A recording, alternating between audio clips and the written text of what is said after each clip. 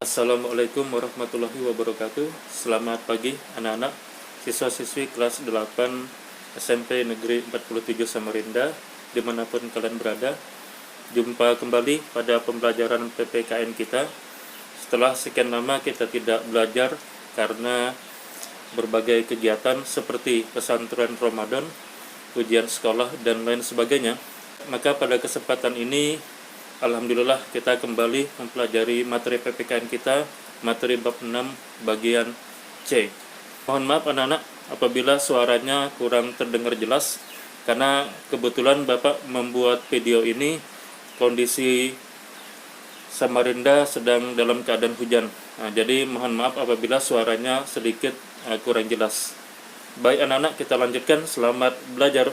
Baik, kita lanjutkan materi pembelajaran kita hari ini, yaitu materi bab 6 tentang memperkuat komitmen kebangsaan. Untuk pertemuan saat ini kita akan membahas materi berikutnya, yaitu materi bagian C, Negara Kesatuan Republik Indonesia sebagai satu kesatuan. Jiwa dan semangat para pendiri negara atau founding father yang dioperasionalkan dalam jiwa dan semangat 45 dimaksudkan untuk menjaga tetap tegaknya Negara Kesatuan Republik Indonesia, yang mana di dalam pasal ayat 1 Undang-Undang Dasar 1945 dikatakan, negara Indonesia ialah negara kesatuan yang berbentuk republik. Bahkan di dalam pasal 37 ayat 5 itu dengan tegas mengatakan, khusus mengenai bentuk negara kesatuan Republik Indonesia tidak dapat dilakukan perubahan. Silakan anak-anak, kalian bisa baca lagi bunyi pasal 1 ayat 1 dan pasal 37 ayat 5 di dalam konstitusi kita, Undang-Undang Dasar 1945. Kalian bisa cari di internet kalau kalian tidak memiliki Undang-Undang Dasar 1945. Majelis Pemusyawaratan Rakyat (MPR) seperti yang kita lihat pada gambar ini memang telah membuat kesepakatan bahwa Negara Kesatuan Republik Indonesia itu adalah harga mati. Jadi tidak bisa diubah, tidak boleh diganggu gugat, sesuai dengan bunyi pasal 37 ayat 5 tadi. Bentuk negara kesatuan bagi Indonesia sudah dianggap final. Bagaimana bentuk kesatuan Indonesia? Dapat diawali dengan pemahaman bahwa walaupun bangsa Indonesia terdiri atas berbagai suku, bangsa Indonesia adalah satu kesatuan. Nah, kesatuan Indonesia ini bisa kita bagi menjadi 5. Mari kita bahas satu persatu. Yang pertama, Indonesia sebagai satu kesatuan politik. Sebagai satu kesatuan politik, Negara Kesatuan Republik Indonesia meletakkan Pancasila sebagai dasar dan falsafah serta ideologi bangsa dan negara, melandasi, membimbing, dan mengarahkan bangsa menuju tujuan nasional negara. Pancasila adalah dasar Indonesia yang tidak boleh diganggu-gugat oleh siapapun, baik itu dari luar Indonesia maupun dari dalam negeri kita sendiri, yaitu rakyat Indonesia. Secara psikologis, bangsa Indonesia harus merasa bahwa mereka adalah senasib, sepenanggungan, sebangsa, dan setanah air, serta satu dalam tekad untuk mencapai cita-cita bangsa. Seluruh kepulauan Nusantara ini merupakan satu kesatuan hukum. Kita lanjut. Yang kedua, Indonesia sebagai satu kesatuan wilayah. Seluruh wilayah Indonesia dengan segala isi dan kekayaan yang terkandung di dalamnya merupakan suatu kesatuan wilayah, wadah ruang hidup, dan kesatuan yang mutlak bagi seluruh bangsa Indonesia. Ini menjadi modal dan milik bersama bangsa Indonesia yang juga terdiri atas berbagai macam suku dan berbicara dalam berbagai bahasa daerah, memeluk dan meyakini berbagai agama dan kepercayaan terhadap Tuhan Yang Maha Esa, haruslah merupakan satu kesatuan bangsa yang bulat dalam arti yang seluas-luasnya. Meskipun berbeda, Indonesia tetaplah satu. Yang ketiga, Indonesia sebagai satu kesatuan pertahanan dan keamanan. Setiap warga negara memiliki hak dan kewajiban yang sama dalam rangka bela negara. Setiap ancaman terhadap suatu pulau atau suatu daerah pada hakikatnya merupakan ancaman terhadap seluruh bangsa Indonesia.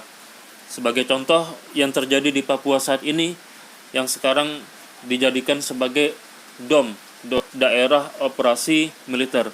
Ancaman yang terjadi di Papua pada hakikatnya adalah ancaman untuk seluruh wilayah Indonesia, termasuk wilayah kita di Samarinda ini. Jadi walaupun saat ini kita tidak ada perang, tidak ada ancaman secara militer, tetapi ancaman yang ada di Papua sana adalah ancaman bagi wilayah kita juga. Yang keempat, Indonesia sebagai satu kesatuan ekonomi. Kekayaan wilayah Nusantara, baik itu yang berupa potensial maupun efektif, adalah modal dan milik bersama. Nah, pada gambar ini kalian bisa melihat bagaimana kekayaan kita, baik kekayaan yang ada di bawah bumi seperti batu bara, bigas, maupun kekayaan kita yang berada di atas bumi seperti tumbuh-tumbuhan, fauna, dan lain sebagainya. Begitu juga keperluan hidup sehari-hari harus tersedia merata di seluruh wilayah tanah air. Yang kelima, yang terakhir, Indonesia sebagai satu kesatuan sosial budaya. Masyarakat Indonesia seluruhnya adalah satu. Perkehidupan bangsa harus merupakan kehidupan yang serasi dengan terdapatnya tingkat kemajuan masyarakat yang sama, merata dan seimbang, serta adanya keselarasan kehidupan yang sesuai dengan kemajuan bangsa.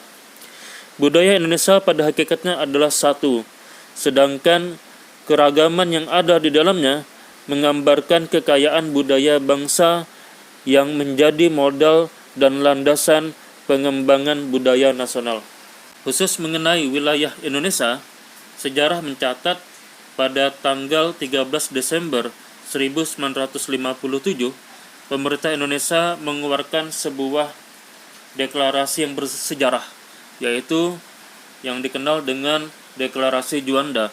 Deklarasi ini menyatakan bahwa segala perairan di sekitar, di antara, dan yang menghubungkan pulau-pulau yang termasuk dalam daratan Republik Indonesia dengan tidak memandang luas atau lebarnya adalah bagian yang wajar dari wilayah daratan negara Republik Indonesia, dan dengan demikian merupakan bagian dari perairan pedalaman atau perairan nasional yang berada di bawah kedaulatan negara Republik Indonesia. Penentuan batas laut 12 mil yang diukur dari garis-garis yang menghubungkan titik terluar pada pulau-pulau negara Republik Indonesia akan ditentukan dengan undang-undang. Ya, jadi inilah deklarasi yang sangat bersejarah di negara kita pada tahun 1957, tepatnya pada tanggal 13 Desember 1957, yang dikenal dengan Deklarasi Juanda, yang telah menjadikan wilayah kita menjadi semakin luas. Karena sebelum itu wilayah kita itu hanya diukur 3 mil per pulau. Ya, jadi hanya 3 mil. Ya, per pulau ya, bukan per negara tetapi per pulau. Misalkan Pulau Kalimantan itu hanya 3 mil, ya, hanya 3 mil luasnya dari garis pantai di wilayah Kalimantan. Ya, kemudian di Sulawesi ini hanya 3 mil dari garis pantai. Papua hanya 3 mil dari garis pantai.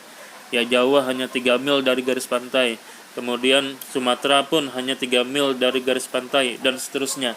Jadi masing-masing pulau hanya memiliki luas 3 mil dari garis pantai. Nah, jadi yang ada di tengah-tengah ini misalkan antara Pulau Jawa dan Pulau Kalimantan, ini bukan wilayah Indonesia karena hanya 3 mil dari per pulau yang ada di Indonesia.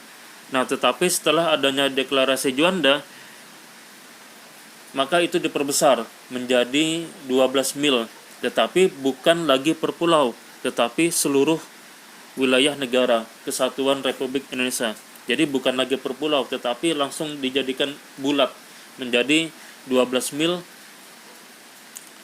yang diukur dari wilayah terluar Indonesia. Nah, misalkan ini contoh Deklarasi Juanda. Nah, jadi luas wilayah kita menjadi semakin luas, yaitu 12 mil ya dari wilayah negara Republik Indonesia. Nah, ini dia. Nah, ini 12 mil ini. Ya, ini 12 mil. Ya, jadi diukurnya bukan lagi per pulau, tetapi langsung dijadikan satu wilayah negara kesatuan Republik Indonesia. Nah, otomatis yang berada di dalam ini, nah ini lautan yang ada di dalam ini, yang ada di antara pulau Jawa dan Pulau Kalimantan, antara Pulau Sumatera dengan Pulau Jawa, antara Pulau Kalimantan dengan Pulau Sulawesi. Nah, ini otomatis menjadi wilayah negara kita. Nah, inilah konsep yang sangat luar biasa, yang sangat bersejarah, yang menjadikan negara kita menjadi semakin luas. Nah, berdasarkan Deklarasi Juanda, Indonesia menganut konsep negara kepulauan yang berciri Nusantara atau Archipelagic State.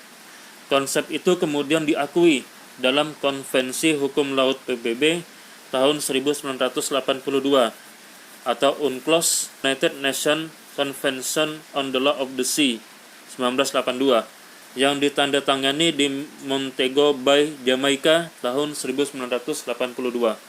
Indonesia kemudian meratifikasi UNCLOS 1982 dengan menerbitkan Undang-Undang Nomor 17 Tahun 1985. Nah, sejak itu dunia internasional mengakui Indonesia sebagai negara kepulauan. Ya, demikianlah materi pembelajaran PPKN kita bab 6 bagian C yang sudah kita pelajari saat ini. Mudah-mudahan materi ini bisa masuk dalam pikiran kita, bisa kita aplikasikan dalam kehidupan kita sehari-hari, dan yang lebih penting bisa bernilai ibadah di sisi Tuhan yang Maha Kuasa. Kita akhiri pembelajaran ini. Wassalamualaikum warahmatullahi wabarakatuh, dan salam sejahtera untuk kita semua.